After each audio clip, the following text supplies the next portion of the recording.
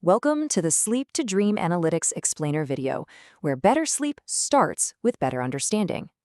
We've all had one, right? That heart-pounding moment you jolt awake from a bad dream? But what if that nightmare wasn't just some weird random dream? What if it was a terrifying frame-by-frame replay of a past trauma? Well, today we're diving deep into the unique and really distressing nature of nightmares in post-traumatic stress disorder, or PTSD. Okay, so let's start with a really universal question, something we can all relate to. Why do we even have bad dreams in the first place? It's a fundamental part of being human, but as we're about to see, for some people the answer is way more complex and troubling. And this is where the difference becomes crystal clear. You see, on one hand, you've got your typical bad dreams. They're often bizarre, symbolic. They're our brain's weird way of processing everyday worries. But on the other hand, PTSD nightmares, they are a whole different beast. They're often literal, incredibly realistic replays of a traumatic event that actually reinforce the trauma instead of helping to resolve it. And look, it's totally normal for our waking life to bleed into our dreams. Things like a big exam, money problems, that stuff pops up in our dreams all the time. It's kind of the brain's way of sorting things out. But that just raises a really critical question. What happens when the stress isn't just a bad day, but a severe, life-altering trauma? And that brings us to a really key concept, the replicative nightmare. This isn't just another symptom of PTSD. For a lot of people, it's the defining feature of their experience. Yeah, and this isn't just, a casual observation. Experts literally call it a hallmark of the disorder. These dreams aren't just sort of like the trauma. They are described as repetitive replicas of trauma scenes, a feature that's almost exclusive to PTSD. So just how common is this? Well, the numbers are pretty staggering. Roughly half, 50%, of all people diagnosed with PTSD experience these frequent trauma-replicating nightmares. This is not a rare thing. For so many, it is a constant nightly battle. I mean, just imagine a paramedic years after a really difficult call, not just dreaming about the accident scene, but feeling the broken glass under their boots and hearing the exact same sounds, reliving it night after night. That's the reality behind this number. This chart really puts it all into perspective, doesn't it? In the general population, only about 2 to 5% of adults have frequent nightmares. But for patients with PTSD, that number just skyrockets. It shows you just how central these nightmares are to the whole experience of PTSD. Okay, so what is actually happening in the brain to cause this? Let's get into the neurobiology a little bit and see how trauma can literally rewire the way we sleep.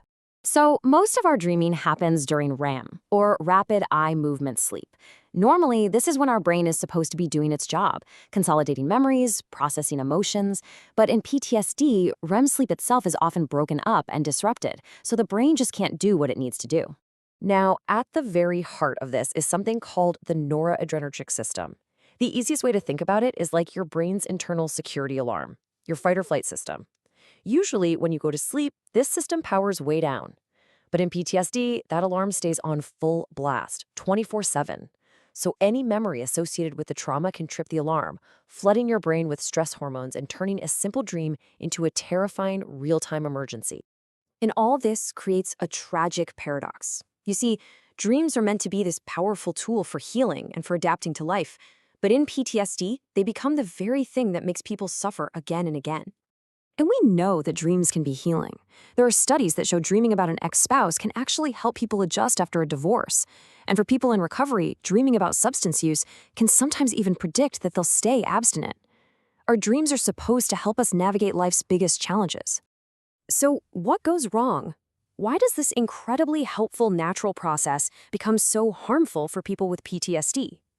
Well, the leading theory is all about association. A normal dream is what you'd call hyper-associative. It's like a creative remixer, mixing and matching all sorts of memories and feelings to create new connections. But PTSD nightmares? They're stuck on a loop. They're like a broken record, just replaying the trauma without ever mixing it with anything else, which only reinforces the fear. But, and this is probably the most important part of this whole thing, there is real hope. Now that scientists are starting to understand these mechanisms, they've developed some incredibly effective treatments that go right after these nightmares. There are two main evidence-based paths.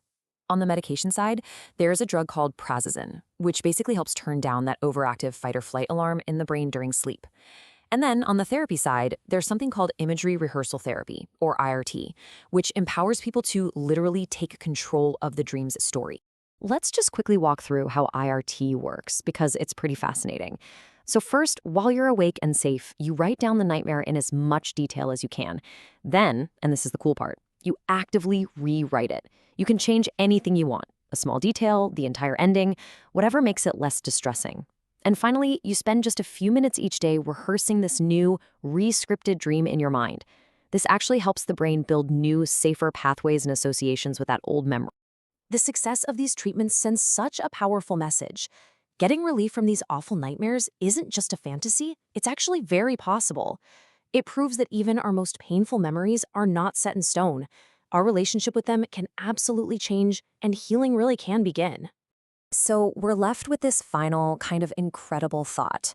For so long, these nightmares have been seen as this inescapable prison where trauma lives. But with this new understanding and these new treatments, we're starting to realize the world of dreams might just be the very place where healing truly begins. Thank you for watching the Sleep to Dream Analytics Explainer video. We hope you sleep well and dream easy.